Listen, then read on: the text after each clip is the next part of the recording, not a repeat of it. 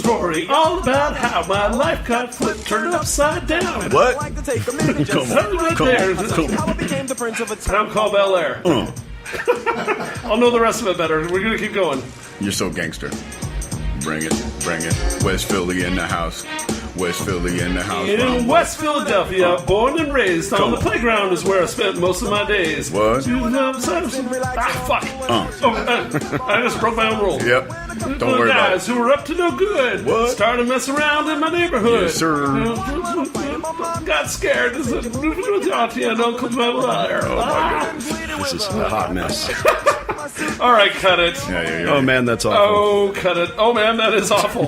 Ding, right off the bat. Welcome to Oh, Man, That's Awful. That's why we did it. Yeah. I'm Carl Kozlowski, and with me is my co-host back in the house. Kevin Corcoran. And Good to be here. we're here Thank on you. Radio Titans, coming to you from our luxurious Radio studios. Titan. And that is our special guest for the week. He's a comic named Ron Bush. He is a openly out and proud gay comic, also a black guy, as you probably can tell from his voice. So let's I don't know go there. about that. And we're going to talk about today the theme, because we always pick out funny, awful stories from our guests' lives. And so along with talking general stuff, we're going to be asking him about his life coming up as a gay man and coming out as a gay man and being a gay man in comedy. And I'm going to be asking him at least 3 major questions that people are always seem to want to know about gay people but are afraid to ask. And Ron is somebody that is a very good friend of mine and long overdue to be a guest. So welcome, Ron. How are you? Thank you so much for having me, guys. I'm Awesome. really, really excited to be here. And your rap skills are as atrocious as I've always imagined them to be. So I don't think anybody's surprised by that. No one's surprised by that at all. And the funny thing about that is, okay, so guys, ladies and gentlemen, I'm from West Philly, and whenever you tell somebody that you're from West Philly, they always break out into that song. It's gotta be awful. And so Will Smith has like with that song has like stolen the identity of West Philly. Mm-hmm. And the funny thing about it is he's not actually really from West Philly. What? He's actually from the Mount Airy area. He was acting? Yeah, and Jazzy. Okay, so when we were coming up, Jazzy Jeff and my DJ at the time, Russ and those guys, Jeff and Russ bought their first turntables together. And they used to be in the basement of Jeff's house off Robinson Street. All you'd hear is like all day long, and that's like with the shiver scratch transformer, all that was going on back then. And Will Smith around, Will Smith this was before Will Smith even came out with Girls of the World Ain't No More Trouble. You know what I mean? And he had been shopping those songs for a long time. Well, Jeff won the World Supremacy DJ competition like 2 years in a row. So that's how he got the record deal. So the reason why it's called Jazzy Jeff and the Fresh Prince is because Jeff realized that for him to make it big, that he needed to bring something that was going to be a little more popular, and that's when he brought Fresh Prince on, and they started putting those tracks out. Yeah, But it's just weird that like Fresh Prince became the bigger star of the two. absolutely. When Jeff was actually the biggest of them, was incredibly huge in the world of rap at that time. Wow. And so, but again, Girls of the World Ain't Nothing But Trouble, and parents just don't understand those things. Those were widely appealing to middle America. Yeah. And it made hip hop more approachable in a lot of different ways. And Will really wrote those songs, right? Yeah, absolutely. He's a brilliant lyric. He's a brilliant rapper, awesome. and he's a brilliant rapper and a brilliant lyricist, and he's a very creative and talented guy, without a doubt. I mean, you see it already. I mean, I don't need to tell you anything you don't know about Will Smith. Well, I think he's probably the biggest opening of hip hop culture to white America. He very ever. much was. He was. I think he was probably one of the most important figures in opening hip hop to white America, for good or for bad. If you want to look at what hip hop has become today, It's pretty much awful. It's pretty much awful. By the way, the reason we're doing the bell, I forgot to mention, is on this show. We did this on the premiere, and we did not do it the last couple of weeks when Kevin was gone. I forgot, but blame me. But we will. And also, last week's episode was about sexual harassment in Hollywood, and like dinging a bell every time a woman talked about nearly being raped didn't sound right. It's like a Pavlovian response. Yeah, the laughing man in the background, in case he wants to say anything, because he's great at it, is our sound guy, Dr. David Robinson. Dr. Dave. So he might be chiming in here and there. Feel free, Dave. But anyway, the thing is, we ding a bell every time that one of us is inclined to say that something is awful in some way, and we will give $1 to charity at the end of each show, we'll tally them up, and we'll give a whopping $1 for each time the bell rings. And our debut episode, we still have to send the check out, but we're going to make sure we get that on our Instagram. $15.50. Nice. $15.50. Carl. So it was only half awful on That's one. amazing. Carl, It's going to Hurricane Harvey relief. If you keep rapping, we're going to rebuild Puerto Rico by next week. Right. Absolutely. Yeah, keep playing more songs and do it. Yeah. Anyway, so we're in that. Largely the point of this was bringing in Ron as a openly gay comic, and For whatever reason that is. Hey, so, I think we covered it pretty well. Carl, Yeah, if you could just, it's kind of uncomfortable. If you could take your hand off my knee, I'd appreciate that. where would you like me to put it? I mean, just wait. Still I'm early. not that type of guy, bro. Oh, okay. You just don't just jump into my pants like that. Well, Have some tact, He Carl. has no tact whatsoever. Where's your chill, bro? Where's your breath mint? Where's your breath Have mint? some taste. Yeah, exactly. Can I point out the irony of the fact that you live in the Gaylord apartments? I know, right? I know. How often do you see people posing for pictures in front of that sign? Because I just saw it 5 minutes ago. Really? Yeah. Oh, yeah. All the time. Really? Yeah. You mean that they're gay, or they're just making fun of the sign name? I imagine it's a combination of both. Yeah. They're probably gayer than they think they are. Well, but- our building Right, manager you'd be is surprised. openly gay also, and he actually said, I throw a lavish pool party every summer, or most summers, and with bands and comics and everything, and we always had hot women photos in the ads, and then the last time he was like, Carl, next time please put in a sweaty, attractive, hunky guy, because do something for the Gaylord of the Gaylord. There And you I was go. like, yeah, there you go. See, it's a chance for growth. Absolutely, I Carl. like You that. have to be Yes, more. especially very in the progressive. Speedos. He wants We're to- trying. We are always striving to be a little bit more of an all-inclusive society. It's aren't we? 2017. Right. Absolutely. Exactly. Yeah. Yeah, so, but I don't know. I feel like we should just jump into this, Yeah, and let's we go, can talk bro. about other stuff later. But well, no. Let's go with your, broadly about your career. I mean, you say you're kind of like a gay Richard Pryor in a way, right? I mean, 'cause you talk it's- about all sorts of issues. Some friends of mine described me as a gay Richard Pryor meets South Park not too long ago, and and why meet South Park? What's that? Because I you found swear it- nonstop, or something else? No, because I use the Richard Pryor part of things. Is I use personal stories and experiences, mix it with current social commentary like South Park does to make a greater point. Oh, okay, gotcha. So I can't write anything that doesn't make me angry.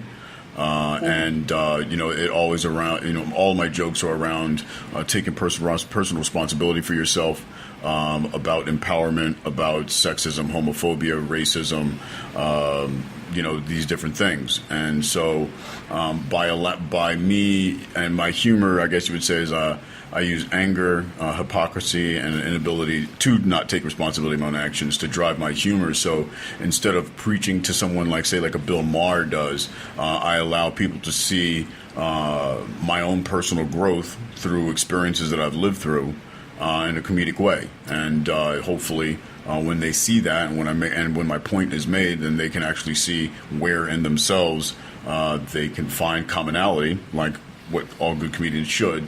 Hope to strive for, and enjoy what I did. I don't like doing anything about substance. I don't do dick jokes. I don't do Tinder or Grindr jokes. Oh, really? Okay.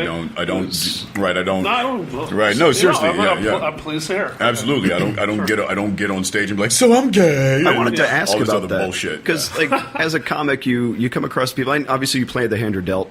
I do material about being a white guy, stuff like that. Are you cognizant of going to that well too often? Because I know that you would probably agree that you see people who that's their entire act. Right. Like if you're any kind of minority, 100% of their jokes are about that. Right. Is that something you're try to avoid Absolutely. or go to that well too often? I think how can I say this? You are who you are. And so therefore, instead of trying to preach and prove who you are, talk about who you are and what your perspective is. I don't need to act black. I don't need to act gay. That's who I am. Yeah. And I accept that. So therefore, everything I do is from and I'm also a former, tech industry executive. So everything I talk about is from one of those major perspectives, and so I don't need to announce that I'm gay. It's just like if I'm if I'm explaining a situation and, I can use my sexual orientation to add another laugh line or another layer to my perspective in a situation, then it does all it needs to do. I don't need to announce it. Right. And again, I think if you're acting gay or if you're acting black or if you're doing these things, then you're living a stereotype, and that's not your organic self. That is you trying to fit into a mold that society has cast that doesn't necessarily mean is accurate or even a part of who you are or actually real. And I feel like it's sort of counterproductive to the stand-up medium, if Absolutely. you're being inauthentic. There's listen, if your jokes are fake, if you're not coming from a real place, if what you're saying is a lie, you may get laughs, but you're not going to really entertain the crowd. Mm-hmm. They, at a visceral, subconscious level, they hear that that's not real, and they don't buy into it. And people are, I've had people, well, I don't know why this joke is not working. I start talking to them, and it's like, oh, well, yeah, this is just a story I thought of. It's not real. The audience can tell, right? And so that's why the joke doesn't work. Get rid of it. That joke will never get any more laughs than it's getting now. Exactly. And you're not actually saying anything. And you're not saying anything. Right. Do you remember the first gay joke you told in your set? Yeah. And how far into comedy were you at that point? I started immediately with those jokes. You can't hide. You're mining your life for material. You can't. You can't hide from who you are. Yeah. And if you do, you end up being miserable the rest of your life. Right. And we see those miserable people everywhere you go. And so for me, it's not about professing my sexual orientation. It's just about being who I am in an organic way. Can you tell us what the joke was? It's matter of fact, is my joke on religion. And, it starts off with 3 of my last 5 boyfriends are straight when I first met them, and, I take them on this journey of, the joke is about finding my connection to God and higher power and understanding to that. While being told that I'm hated or burning in hell or all these other ridiculous things because of the misunderstanding that most people have about what God is and what religion is. Right. Yeah. Well, so what was the actual joke, though? I mean, you're talking about it. I assume that's not the joke. That's not the joke whatsoever. Okay. Yeah. What was it? Do you remember? Oh, I know it. I do it all the time. Come to one of my shows. Give it up on the air a little bit, no? Sure. Can you? Yeah. I mean, just it's so 3 of my last 5 boyfriends are straight when I first met them, right? Mm-hmm. So, and they say that you're a mirror to the type of person that you bring in your life, right? It means that I was Michael Jackson looking at the man in the mirror, but I was actually seeing Queen Latifah. Yeah. But what is that, right? And so I decided I was going to go on a date with a genuine gay guy. He did a hop, skip, sing gay, like yeah. And the date didn't go well. He was a gay Republican. And wow. I didn't even know gay Republicans existed. I thought there was something that was made up by Fox News, right? Like black Republicans. I know black. Yeah, there's always like the one weird smiling black guy at all the Trump rallies. I know. Well, it's for Trump, but there's only one of them. Right? That's Why is he always in the front row? Because they're Uncle Toms. Yeah. But it's like I know, and I won't use the N word on your illustrious show, but I know brothers all day, and we don't know no black Republicans. You know what I mean? So. Yeah. And the date didn't go well. He's like, he was, I'm into the Bible. He's into the Bible bullshit. I'm into the universal oneness, meditation bullshit, whatever you want to call it, right? Mm-hmm. And so he goes, how can you not believe in the Bible? I was like, well, it's as believable as Transformers, and hear me out, right? Hear me out, okay? I'm a Catholic, but I'll let you. Right. Hear me. I was raised Southern Baptist. Hear me out, okay? Go ahead. During the time of the Egyptians, okay. When we were mapping out stars, astronomy, building pyramids, whether you believe they were made by aliens or whatever, they were being built, okay, where science, mathematics, and all these things were happening, we decided to build a single stone tower to heaven called the Tower of Babel. Mm-hmm. And God, the all-seeing, all-knowing, all-sentient person that is supposed to be guiding and teaching us love, got jealous. And knocked it down like he was Kanye West at an award show, fucking bitching at Taylor Swift, and turned us into all different religions or all different races so we couldn't communicate anymore, or an advanced species of Autobots from another dimension or a far-off planet lands on planet Earth. Boom! It's totally believable, right? It holds water, Carl. It holds water! I certainly can't assume to speak for the Almighty, and I'm not a religious guy, but I'm respectful. Yeah, I'm agnostic. I'm agnostic. Holidays, right. I believe in tradition. Okay. I figure if Jewish there is no holidays. God.